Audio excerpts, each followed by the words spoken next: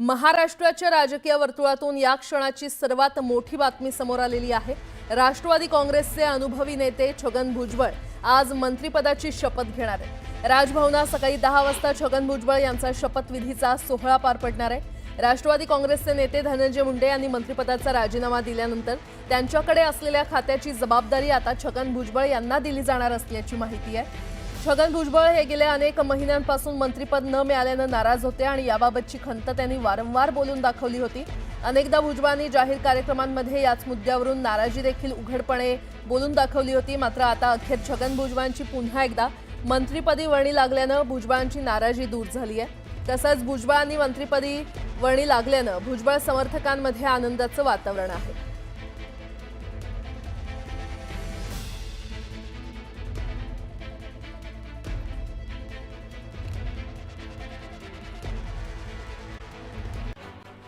महाडच्या सभेत खासदार सुनील तटकरे यांनी भरत गोगावले यांच्या नॅपकिन वापराची नक्कल केली होती आणि याला गोगावलेंनी मिश्किल शब्दात प्रत्युत्तर दिले। भरत शेठच्या नॅपकिनची नक्कल सर्वांनाच करता येणार नाही। आमच्या नॅपकिनमध्ये गोरगरिबांचे अश्रू आहेत। तुम्हाला नॅपकिन वापरायचं असेल तर ट्रेनिंग देऊ असा मिश्किल टोला गोगावले यांनी लगावला। बेरजेच्या राजकारणाचा मंत्र आम्हाला स्वर्गीय यशवंतराव चव्हाण यांनी दिलाय। एकत्र येण्याचा निर्णय शरद पवार आणि अजित पवार यांनी घ्यायचा आहे। मात्र या दोघांनी एकत्र यावं अशी कार्यकर्ता म्हणून आमची भावना आहे असं वक्तव्य राष्ट्रवादी युवक काँग्रेसचे अध्यक्ष सूरज चव्हाण यांनी केलंय। शिवसेनेचे सचिव भाऊसाहेब चौधरी यांनी उबाठाचे विधान परिषदेचे आमदार मिलिंद नार्वेकर यांना वाढदिवसाच्या शुभेच्छा दिल्या। दोन्ही नेत्यांमध्ये जवळीकता पाहायला मिळाल्याने दोन्ही पक्ष एकत्र येणार का या चर्चांना उधाण आले। अहिल्यानगरसाठीचं मेडिकल कॉलेज शहरातच व्हावं अशी भूमिका खासदार निलेश लंके यांनी मांडली आहे। तर कुठल्याही परिस्थितीत कॉलेज इतरत्र होऊ देणार नाही असं म्हणत लंकेंनी विखे पाटलांवर निशाणा साधलाय। पालकमंत्री अतुल सावेंनी देगलूर येथे जाऊन शहीद जवान सचिन वनंजे यांच्या कुटुंबियांची भेट घेतली आणि कुटुंबियांचं सांत्वन करत आपलं 1 महिन्याचं मानधन पालकमंत्री अतुल सावे यांनी शहीद जवान वनंजे यांच्या कुटुंबियांकडे सुपूर्द केलं। बीडचे पालकमंत्री अजित पवार यांनी परळीतील प्रभू वैद्यनाथ ज्योतिर्लिंगाच्या तीर्थक्षेत्र विकासाचा आढावा घेतला। दर्जेदार काम करण्याच्या सूचना अजित पवार यांनी कंत्राटदार आणि अधिकाऱ्यांना दिल्या। शेतकऱ्यांना सिव्हिलची अट न लावता कर्जवाटप करा तसं न करणाऱ्या बँकांवर यापूर्वी FIR देखील दाखल केलं होतं। हे लक्षात ठेवा असा सज्जड दम मुख्यमंत्री फडणवीस यांनी सोमवारी बँकांना दिलाय। 2025-26 मध्ये 44.76 लाख कोटी रुपयांच्या कर्ज पतपुरवठा आराखड्यास मुख्यमंत्र्यांच्या अध्यक्षतेखाली राज्यस्तरीय बँकर्स समितीच्या बैठकीत मंजुरी देण्यात आली। नवी मुंबईचं पाणी कुणी चोरलं हे सगळ्यांना माहीत आहे। आमचं चोरलेलं पाणी परत द्या असं वनमंत्री गणेश नाईक यांनी शिवसेनेचं नाव न घेता आरोप केलाय। नवी मुंबई हे सर्वच बाबतीत इतर शहरांच्या पुढे असून त्यांना कुणी अक्कल शिकवण्याची गरज नाही असं म्हणत नाईक यांनी शिवसेनेचा समाचार घेतला। राज्यमार्ग परिवहन महामंडळातील सुमारे 2400 निवृत्त कर्मचाऱ्यांच्या शिल्लक रजांची रक्कम सप्टेंबर 2023 पासून देण्यात आलेली नाही आणि ही थकीत रक्कम सुमारे 80 कोटी रुपयांच्या घरात पोहोचली आहे। बुधवार गुरुवार आणि शुक्रवारी कोकण मध्य महाराष्ट्र ते इथे मुसळधार ते अतिमुसळधार पावसाचा अंदाज हवामान खात्याने वर्तवलाय। मुंबईसह कोकण आणि संपूर्ण महाराष्ट्रात 31 मे पर्यंत मान्सूनपूर्व पाऊस कोसळण्याची शक्यता आहे। सार्वजनिक आरोग्य व्यवस्थेमध्ये पहिल्यांदाच जे रुग्णालयामध्ये रोबोटिक शस्त्रक्रियांची सुविधा सुरू झाली असून इथे गेल्या 40 दिवसात 30 रुग्णांवर शस्त्रक्रिया करण्यात आल्या। मुंबईतील 49 हिंदू स्मशानभूमीमध्ये मृतदेह दहन करण्यासाठी मुंबई महापालिकेने तब्बल 3,70,000 क्विंटल लाकूड खरेदी करण्याचा निर्णय घेतलाय। त्यासाठी अंदाजे 37 कोटी रुपये खर्च करण्यात येणार आहे। सिंगापूर आणि हाँगकाँगमध्ये कोरोना रुग्णांच्या संख्येमध्ये वाढ झाल्याच्या पार्श्वभूमीवर भारतातील आरोग्य यंत्रणा सतर्क झाली आहे। देशातील कोरोना स्थिती नियंत्रणात असल्याचं दिसून येतंय। भारतामधून अमेरिकेला पाठवलेला जवळपास 4,28 लाख रुपयांचा आंबा तेथील विमानतळावर थांबवण्यात आला। कागदपत्रांमधील त्रुटींमुळे माल स्वीकारण्यास तेथील यंत्रणांनी नकार दिलाय आणि त्यामुळे निर्यातदारांचं मोठं नुकसान झालंय। बदलापूर शहरात अवकाळी पावसाने हजेरी लावली आणि यामुळे उकाड्यापासून नागरिकांना काहीसा दिलासा मिळालाय। उल्हासनगर शहरात सोमवारी संध्याकाळी पावसाच्या सरी कोसळल्या। या पावसामुळे हवेत गारवा निर्माण झाल्यानं नागरिकांना काहीसा दिलासा मिळाला। मात्र काल झालेल्या पावसामुळे आज पुन्हा एकदा उकाड्यात भर पडण्याची शक्यता आहे। पिंपरी चिंचवडमध्ये झालेल्या मुसळधार पावसामुळे नागरिकांची दाणादाण उडाली। साचलेल्या पाण्यामध्ये वीज उतरल्यानं विजेचा जोरदार धक्का लागून 4 भटक्या कुत्र्यांचा जागीच मृत्यू झाला। तर महावितरणाकडून या भागातील वीज पुरवठा खंडित करण्यात आला असून महावितरणानं अधिक सतर्क राहणं गरजेचं असल्याचं मत नागरिकांनी व्यक्त केलंय। कोरोनाच्या वाढत्या रुग्णसंख्येच्या पार्श्वभूमीवर ठाणे पालिकेचा आरोग्य विभाग सतर्क झालाय। ठाणे पालिकेच्या कळवा येथील छत्रपती शिवाजी महाराज रुग्णालयात आरोग्य यंत्रणा सज्ज ठेवण्यात आली आहे।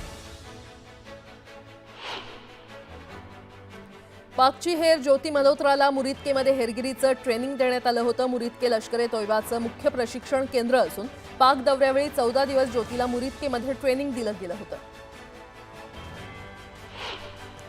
ज्योती मल्होत्राचं पहलगाम हल्ल्यावरील वक्तव्य चर्चेत आहे। पहलगाम हल्ल्यावेळी पर्यटकांना तिनं दोषी म्हटलं होतं। पाकिस्तान जबाबदार असल्याचा उल्लेख तिनं आपल्या या व्हिडिओमध्ये टाळला होता। हेरगिरी केल्याच्या आरोपाखाली आतापर्यंत 11 जणांना अटक करण्यात आलेली आहे। हरियाणा, पंजाब, उत्तर प्रदेश आणि ओडिशातील तरुण आणि इन्फ्लुएन्सर्स आणि विद्यार्थ्यांचा यामध्ये समावेश आहे। सोशल मीडियाच्या माध्यमातून ते हेरगिरी करत होते। अवकाळी पावसामुळे पुणे आंतरराष्ट्रीय विमानतळावर पाणी साचलं। अवघ्या 1 तासाच्या पावसानं पुणे विमानतळाच्या एक्झिट गेटजवळ पाणी तुंबलं, त्यामुळे प्रवाशांची मोठी गैरसोय झाली। छत्रपती संभाजीनगर जिल्ह्यात सर्वदूर जोरदार पाऊस बरसला। वैजापूर, पाचोड आणि गंगापूर जिल्ह्यामध्ये वादळी वाऱ्यासह पाऊस झाला। अहिल्यानगर जिल्ह्यातील राहाता तालुक्यात वादळी वाऱ्यासह झालेल्या पावसामुळे मोठं नुकसान झालंय। वादळी वाऱ्यामुळे झाडं उन्मळून पडली आहेत, तर काही ठिकाणी दुकानांवरील पत्रे उडून गेले। बुलढाणा जिल्ह्यात वादळी वाऱ्यासह पुन्हा एकदा जोरदार पावसानं हजेरी लावली। शेगावमध्ये सोसाट्याच्या वाऱ्यामुळे घरांसह पिकांचंही नुकसान झालंय, त्यामुळे शेतकऱ्यांच्या चिंतेमध्ये वाढ झाली आहे। छत्रपती संभाजीनगरमध्ये गेल्या काही दिवसांपासून ढगाळ वातावरण आणि अधूनमधून पडणाऱ्या पावसामुळे कमाल आणि किमान तापमानात चढ उतार होतोय, तर बदलत्या वातावरणामुळे आरोग्याच्या समस्या वाढल्या आहेत।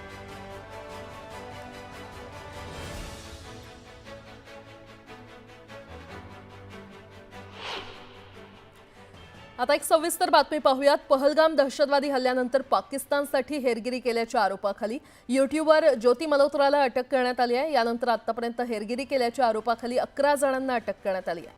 हरियाणा, पंजाब, उत्तर प्रदेश आणि ओडिशामधून संशयितांना अटक करण्यात आली आहे। यात तरुण इन्फ्लुएन्सर्स आणि विद्यार्थ्यांचा समावेश आहे। सोशल मीडियाच्या माध्यमातून हेरगिरी केल्याचं प्राथमिक चौकशीमध्ये समोर आलंय, तर पैशांसाठी भारतासंदर्भातील गोपनीय माहिती पाकिस्तानला पुरवल्याचं सुरक्षा यंत्रणांच्या तपासामधून समोर आलंय।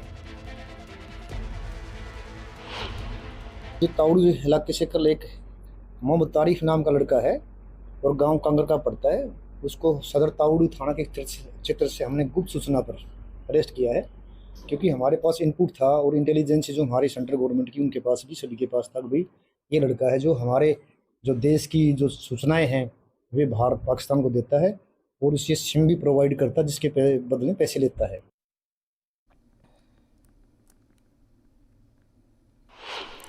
पॉलिटेक्निक पदविका अभ्यासक्रमांची प्रवेश प्रक्रिया आजपासून सुरू होते। उच्च आणि तंत्र शिक्षण मंत्री चंद्रकांत पाटील यांनी ही माहिती दिली आहे। भारत काही धर्मशाळा नाही की साऱ्या जगातील निर्वासितांना इथे आसरा द्यावा, असं तीव्र निरीक्षण सर्वोच्च न्यायालयानं नोंदवलेलं आहे। 2015 मध्ये एक श्रीलंकन तमिळ व्हिसा घेऊन भारतात आला होता। त्याच वर्षी LTTशी संबंधित असल्याच्या संशयावरून त्याला अटक झाली आणि या प्रकरणाच्या सुनवाई दरम्यान कोर्टानं हे निरीक्षण नोंदवलं। राज्यात ITI प्रवेश प्रक्रियेला सुरुवात झाली आहे। विद्यार्थ्यांच्या अडचणी लक्षात घेऊन महाराष्ट्र व्यवसाय शिक्षण आणि प्रशिक्षण संचालनालयानं लवकरच आता चॅटबॉट व्यवस्था सुरू करण्याचा निर्णय घेतलाय, त्यामुळे विद्यार्थ्यांची गैरसोय टळणार आहे। नवीन शैक्षणिक धोरणानुसार शिक्षण विभागानं शाळा मूल्यांकन प्रक्रियेला चालना दिली आहे। मात्र राज्यातील 1259 शाळांनी या प्रक्रियेला अद्याप हातही लावलेला नसल्याची माहिती आता समोर आली आहे। 10 एप्रिलपर्यंत शाळांना माहिती भरण्याची मुदत देण्यात आली होती। राज्यातील 1,10,631 अंगणवाडीमधील 30 लाख बालकांसाठी यंदापासून आधारशिला बालवाटिका अभ्यासक्रम लागू करण्याचा निर्णय शिक्षण खात्यानं घेतलाय.